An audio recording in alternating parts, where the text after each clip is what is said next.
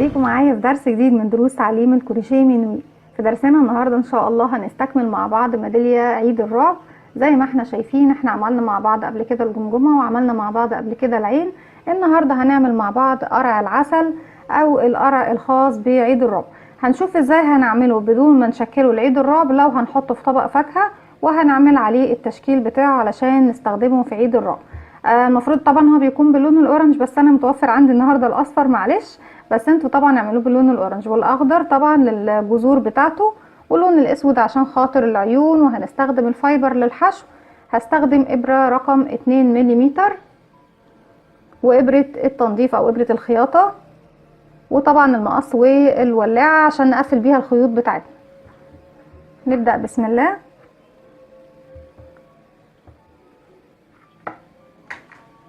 اول حاجة هنبدأ نعملها مع بعض، هعمل معاكم دايرة سحرية مكونة من 6 غرز حشو. بسم الله الرحمن الرحيم. هلف الخيط على صباعي بالشكل دوت واعمل حرف الاكس، وهلف صباعي كده. هدخل من تحت اللفة الاولى، اسحب اللفة التانية معايا واخرج صباعي من الخيط، واحتفظ دايما بالفتلتين بتوعي او الخيطين بتوعي. المتصل بالشلة اهو داخل من خلال الدايرة السحرية، واللي مش متصل بالشلة مش بردك داخل الدايرة السحرية بتاعتي، وبيكونوا الاتنين زي ما احنا شايفين بالشكل ده. برفع دلوقتي الخيط المتصل بالبقرة وبعمل سلسلة عشان اقفل الدايرة السحرية بتاعتي، وهي السلسلة دي ارتفاع غرزة الحشو، فمش هرتفع اي سلاسل تاني. ونبدأ نشتغل داخل الدايرة السحرية بتاعتنا 6 غرز حشو. بسم الله. ادي 1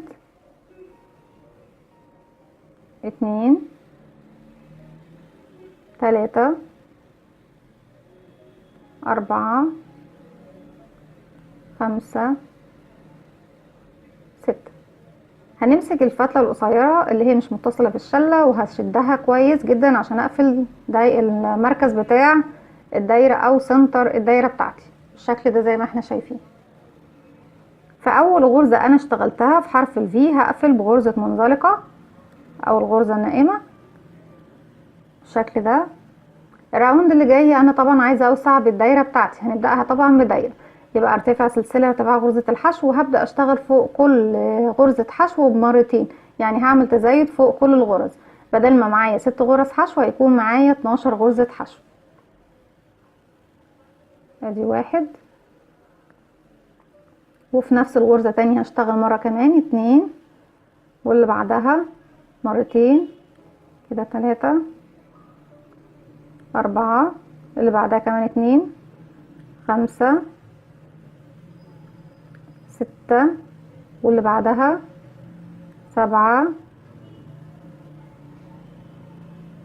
8، اللي بعدها كمان 2 9 10، واللي جاية اخر غرزة عندنا هنشتغل عليها مرتين.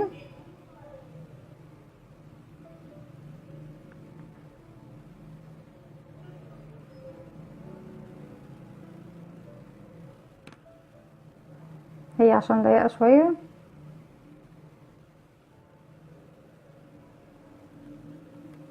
بسم الله الرحمن الرحيم.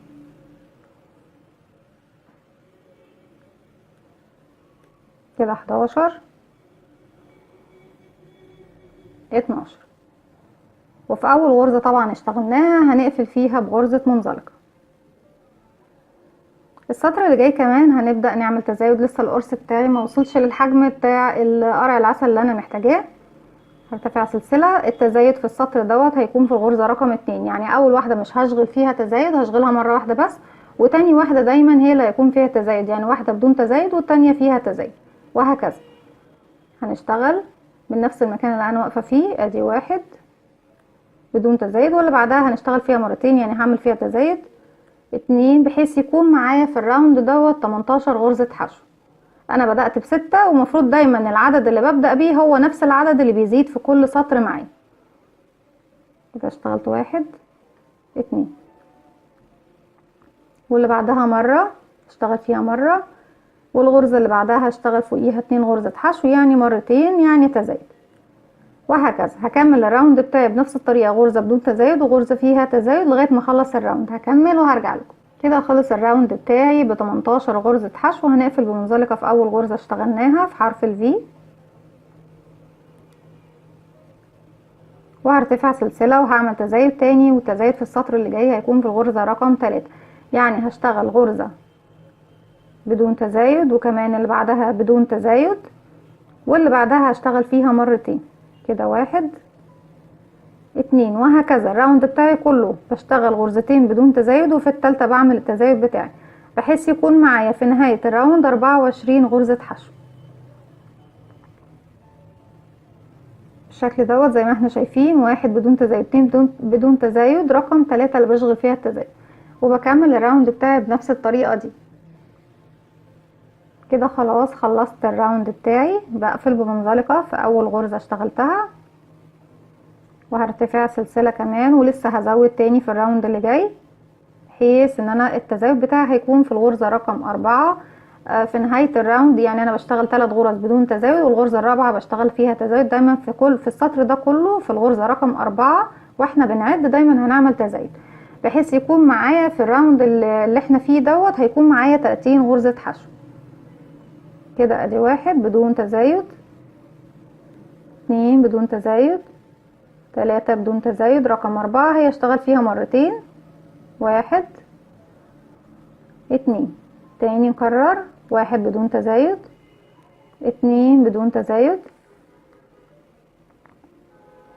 3 بدون تزايد، في رقم 4 بعمل فيها تزايد، يعني بشغل فوقيها غرزتين حشو، 1 2. وبكمل الراوند بتاعي بنفس الطريقة.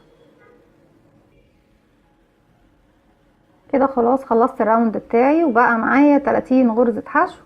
هنقفل بمنزلقة في اول غرزة ارتفعتها، وطبعا انا بفضل ارتفع وازود في الاسطر بتاعتي لغايه ما اوصل لحجم قرع العسل اللي انا محتاجاه. يعني انتوا لو حابين تعملوه على نفس الحجم دوت خلاص هنبدا نشتغل بعد كده بدون تزايد، وبعد كده نبدا نعمل تناقص. بس انا حابه ان انا ازود شويه، فهزود كمان سطرين او 3. هنشوف المقاس اللي هنوصل له في الراوند اللي جاي. المفروض ان التزايد بتاعي هيكون في الغرزه رقم 5، والسطر اللي بعده هيكون التزايد في الغرزه رقم 6، واللي بعده هيكون في الغرزة رقم 7. وطبعا كل ما هنحب نزود حجم القرع بتاعنا، قرع العسل بتاعنا، بنزود في اسطر التزايد في الدايرة الاولانية اللي احنا بنعمل. هكمل وهوصل في التزايد لغاية ما نوصل للحجم اللي انا محتاجاه، وبعد كده هقول لكم انا وصلت في التزايد للغرزة رقم كام. هكمل وهرجع لكم. رجعت لكم تاني، وبالشكل ده زي ما احنا شايفين انا وصلت للسطر اللي كان التزايد بتاعي في الغرزة رقم 6، يعني بقى معايا 48 غرزة حشو. في السطر اللي جاي انا خلاص مش هبدأ اعمل تزايد خلاص. انا مش يعني انا هكتفي بالحجم دوت بالنسبة لقرع العسل اللي انا بعمله. حابين انتوا تزودوا في عدد التزايد في الاسطر، حابين تقللوا بنقلل التزايد في الاسطر، وبنكتفي بعدد اقل من اللي احنا عملناه. نرتفع سلسلة، وبعد كده ببدأ اشتغل بشكل طبيعي بدون تزايد فوق كل غرزة حشو بغرزة حشو زيها بالشكل دوت اهو.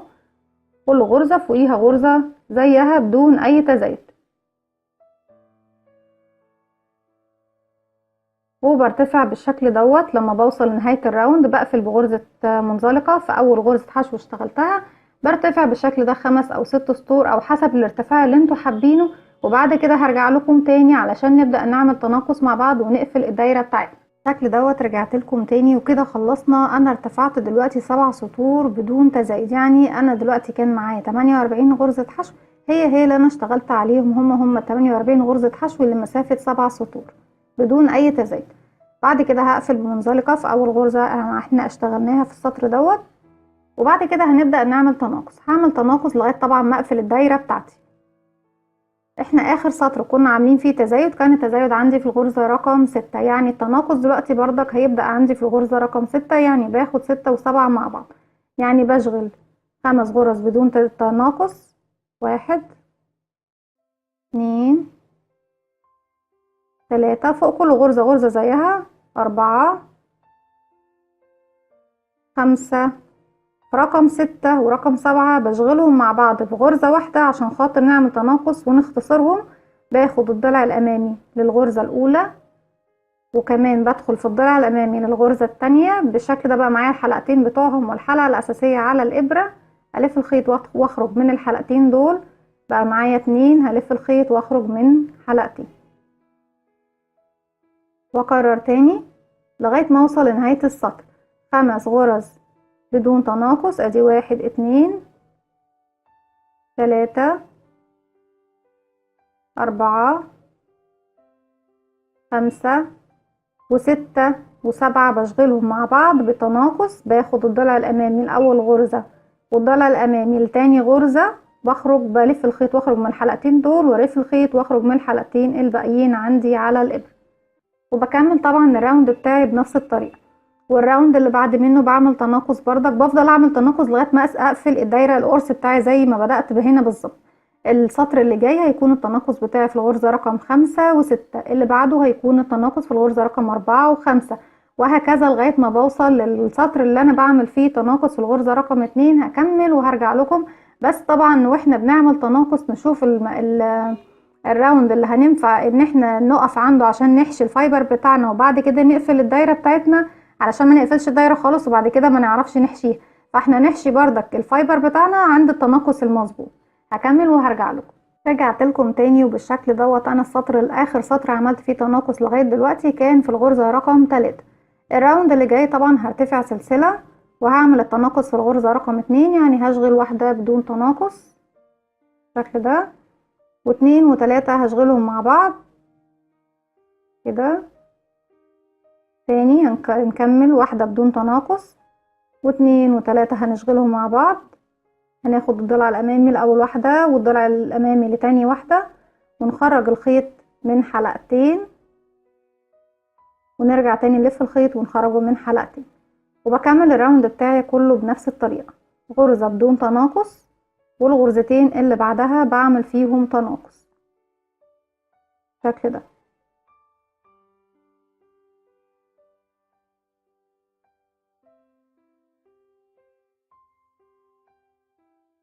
والراوند اللي جاي طبعا هنعمل تناقص في كل الغرز اللي معايا، بحيث ان يكون معايا انا المفروض ان في السطر ده يكون معايا 12 غرزة حشو. الراوند اللي جاي هعمل تناقص في كل ال 12، يعني هيكون معايا 6 غرز حشو، لان احنا بنختصر كل غرزتين في بعض. دي اخر غرزة. ودايما ناخد بالنا عشان نتأكد ان العدد بتاعنا صحيح وشغلنا مظبوط، ان دايما لما بكون بعمل تناقص او تزايد ان اخر غرزة بتنتهي معايا في السطر بتكون فيها عدد زوجي من الغرز، سواء بتناقص او بتزايد. بعد كده بقفل بمنزلقة في اول غرزة اشتغلتها وهرتفع سلسلة، وهنبدأ نعمل تناقص في الراوند دوت زي ما اتفقنا. وانا الحشو بتاعي حطيته في السطر اللي انا بدأت فيه معاكم دلوقتي، يعني كان في السطر اللي كان فيه التناقص في غرزة رقم 3، وبعد كده حشيت وبعد كده بدأت اعمل تناقص معاكم زي ما احنا شفنا. هنبدأ دلوقتي. ادي 1، خدنا اول 2 مع بعض، 2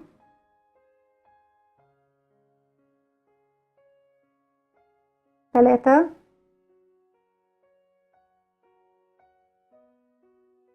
4 5 6. وزي ما احنا شايفين عشان العدد معانا ماشي مظبوط من البداية بنختم بغرزة مزدوجة. بعد كده بقفل بمنزلقة في اول غرزة اشتغلتها. في المرحلة دي خلاص انا قفلت الدايرة بتاعتي زي ما بدأت ب6 غرز حشو، قفلت ب6 غرز حشو. هسيب مسافة من الخيط بالشكل ده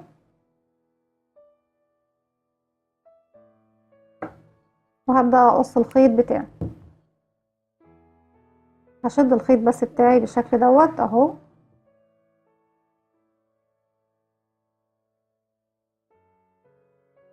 وبجيب ابرة التنظيف بتاعتي او ابرة خياطة تكون الفتحة بتاعتها واسعة شوية،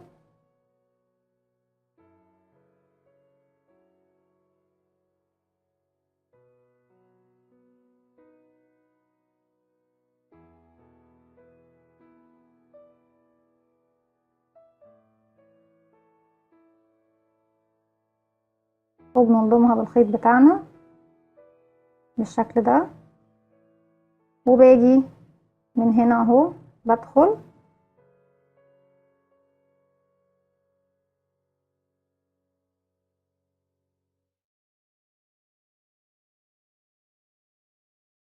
وبمسك الخيط بتاعي بلفه كده وباجي في سنتر الدايرة اللي تحت وبدخل فيه وبطلع تاني من نفس المكان بتاعي في سنتر الدايرة اللي فوق. وزي ما انتوا شايفين الحشوة انا مش حاشيها قوي بحيث ان انا برضك يكون فيها نفس ان انا ابدأ اعمل الشكل بتاعي بتاع قرع العسل. وبستمر بنفس الطريقة دي بعمل نفس الحكاية.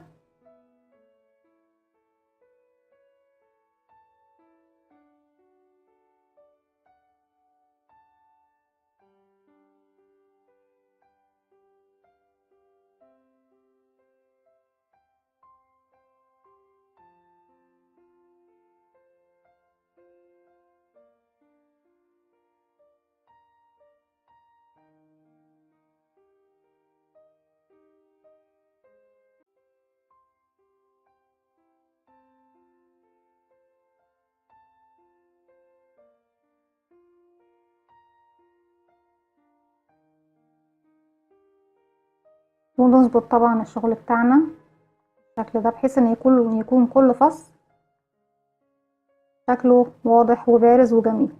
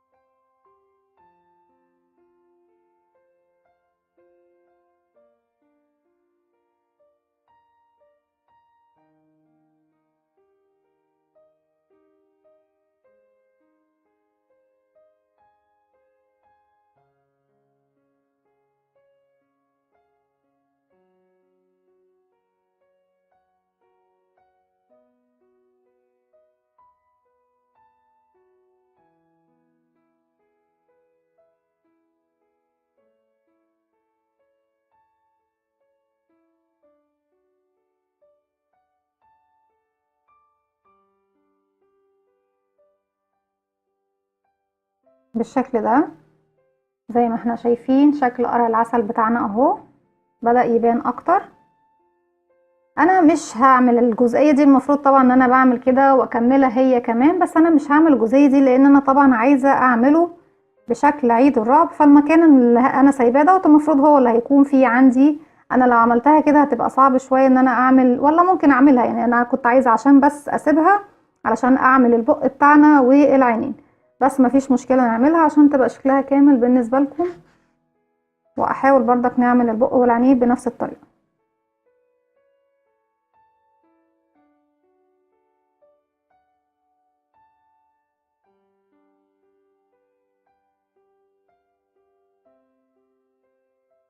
بالشكل ده احنا كده خلاص عملنا جسم قرع العسل. هنعمل الجذر بتاعها او الجذور بتاعتها زي ما احنا شايفين. بحاول بس اثبت الخيط بتاعي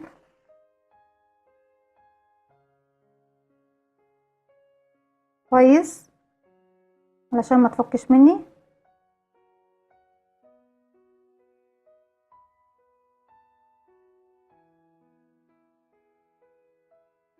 بالشكل ده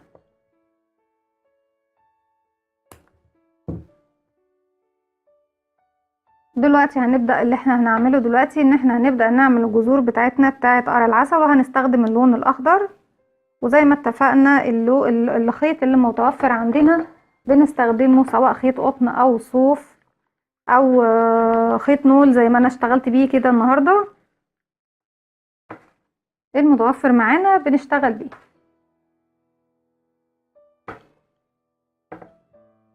هبدأ بردك الشغل بتاعي بدايرة سحرية. بسم الله.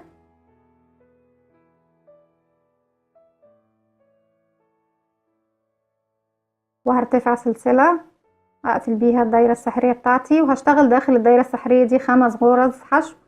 ادي 1، بسم الله الرحمن الرحيم، 2، 3 4 5. هقفل الدايرة بتاعتي او سنتر الدايرة بتاعي، وهقفل بمنزلقة في اول غرزة ارتفعتها. هجيب حتى الخيط القصير معايا اللي انا قفلت بيه مركز الدايرة، وهشتغل وهو في ظهر السلاسل بتاعتي او في ظهر حرف الفي. بقفل بمنزلقة طبعا. هرتفع سلسلة. انا دلوقتي مش هعمل تزايد، هشتغل على الخمسة خمسة زيهم. 1، وزي ما انتوا شايفين حرف الفي معايا هنا اهو، كمان فوقيه الخيط الزيادة. 2 3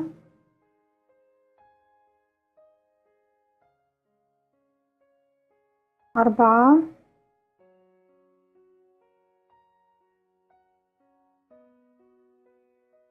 5. بنقفل بمنزلقة في اول غرزة احنا ارتفعناها.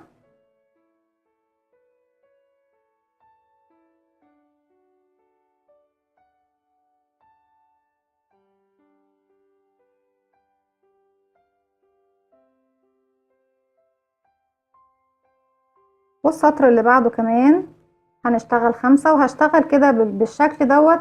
كمان فوق السطر اللي انا اشتغلته دوت هشتغل كمان 6 سطور، يعني هرتفع سلسلة وهشتغل 5 غرز حشو، وهرتفع سلسلة في السطر اللي بعده ونشتغل 5 لمسافة 7 سطور من البداية للنهاية بتاعة الجذع بتاعنا. هنشتغل 7 سطور. هكمل وهرجع لكم. بكده اكون خلاص خلصت ال7 سطور بتوعي ب5 غرز حشو زي ما هما بدون تزايد. هرتفع سلسلة وهبدأ اعمل تزايد. هعمل فوق كل غرزة غرزتين، يعني هعمل تزايد في كل الغرز. 1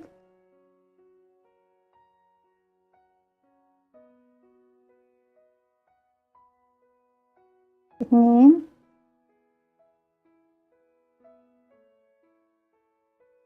3.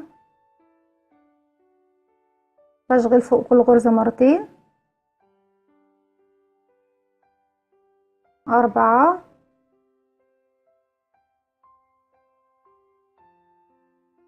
واخر غرزة عندي 5 هنشغل فوقيها مرتين اهي، ونقفل بمنزلقة في اول غرزة ارتفعناها بالشكل ده. تاني هرتفع سلسلة وهعمل تزايد في الغرزة رقم 2. هنشغل غرزة بدون تزايد 1، واللي بعدها فيها تزايد، يعني هشغل فوقيها مرتين. 1 2، ودايما التزايد بتاعي هيكون في الغرزة رقم 2. 1 واللي بعدها مرتين، ادي 1 2 غرزة بدون تزايد، واللي بعدها هنشغل فيها مرتين يعني تزايد. يعني الراوند ده او السطر دوت بتاعي كل التزايد فيه هيكون في الغرزة رقم 2.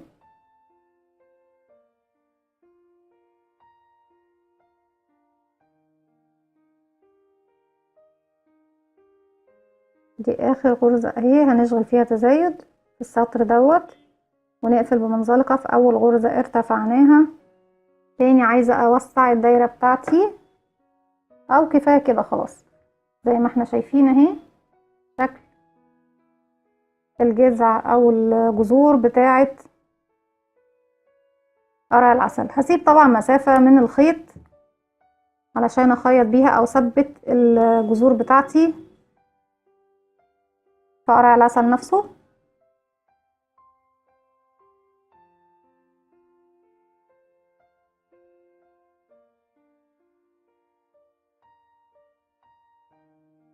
بالشكل دوت في الحروف زي ما احنا شايفين بالشكل ده، طريقة سهلة جدا.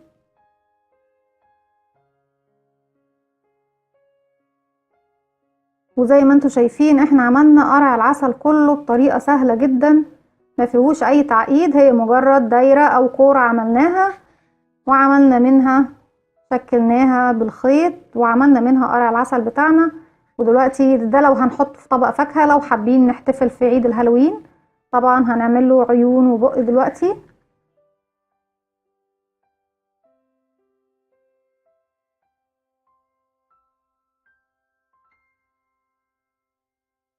شكلها جميلة بصراحة، وتنفع ميدالية لوحدها زي ما انتوا شايفين، سواء ان هي لعيد الهالوين او لغير عيد الهالوين. طبعا انا عارفة ان احنا ما بنهتمش طبعا كمصريين او كمسلمين بالاعياد دي.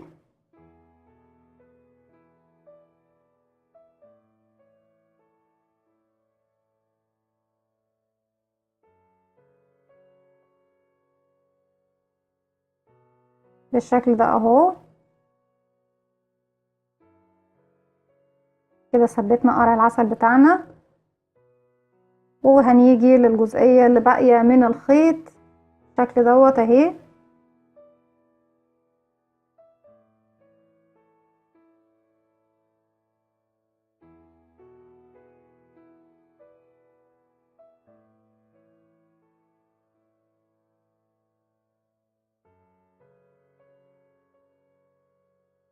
هشغلها سلاسل زي ما احنا شايفين كده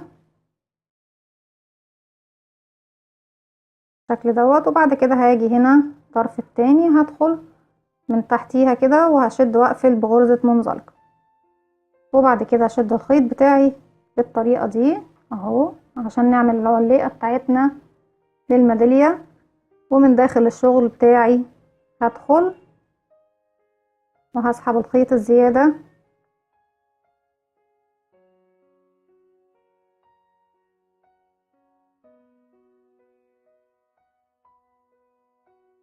اخفيه خالص.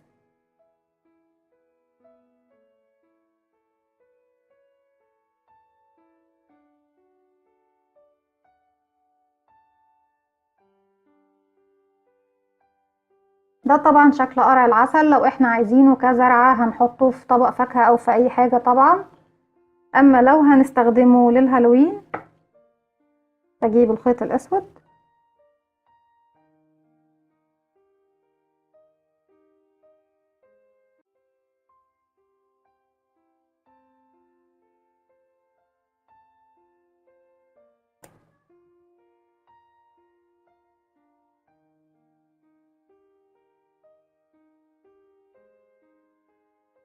يجي هنا عند المنطقة دي، باجي هنا بعمل العين بتاعتي بتكون على شكل مثلث، حاجة بسيطة جدا.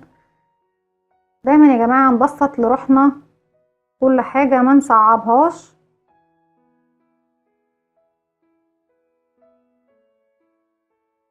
اسفل الفتلة فلتت.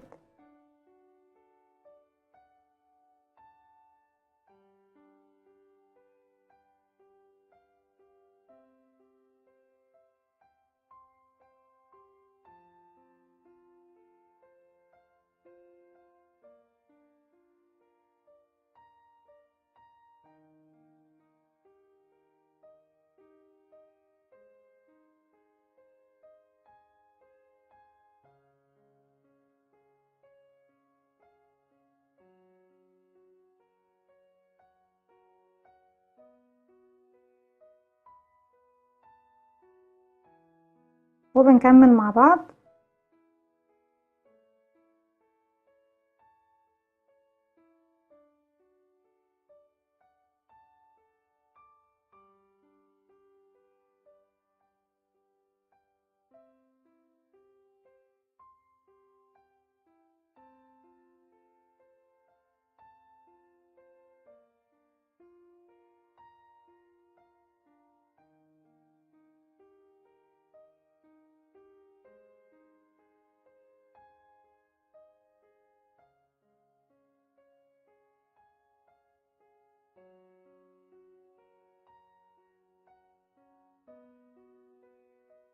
بالشكل دوت زي ما اتفقنا هنعمل حاجة بسيطة، مش عايزين نصعب الامور.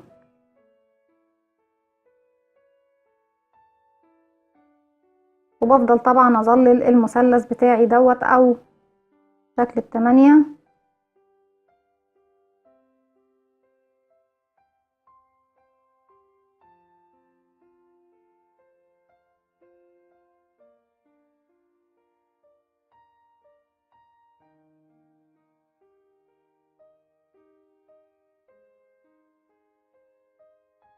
بالشكل ده. وبروح طبعا العين التانية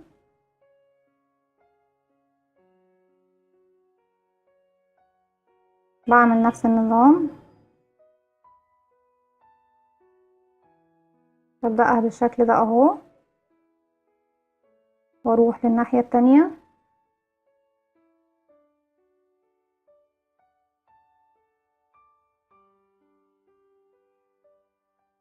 وبفضل اظلل القلب بتاعها.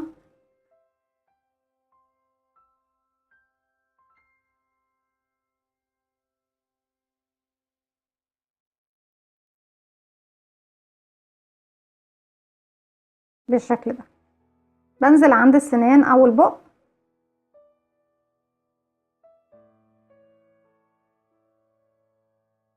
البق بيكون عبارة عن زجزاج او شكل تمانيات او سبعات، هو شكل زجزاجي كده.